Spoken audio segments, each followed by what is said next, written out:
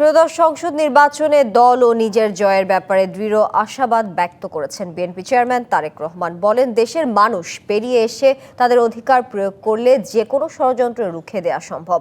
তার প্রত্যাশা, সকলে মিলে যেন নতুন গণতন্ত্রের সূচনা করতে পারেন, যা বাংলাদেশের মানুষের বহুদিনের আকাঙ্ক্ষা।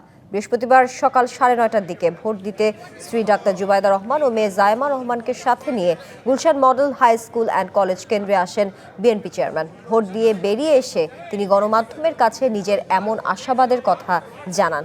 ঐক্যবদ্ধ হয়ে দেশের বহুদিনের প্রত্যাশিত নতুন গণতন্ত্রের সূচনা করার জন্য সকলের প্রতি আহ্বানও জানান তারেক রহমান। ভোটে বিএনপি জয়ী হলে দেশের মানুষের নিরাপত্তা নিশ্চিতে আইন শৃঙ্খলা পরিস্থিতির উন্নয়ন করা প্রাধান্য পাবে বলে জানান তারেক রহমান। সরকার গঠন করা সম্ভব হলে নারীর ক্ষমতায়নে প্রথম দিন থেকে কাজ করা হবে বলেও জানান তিনি।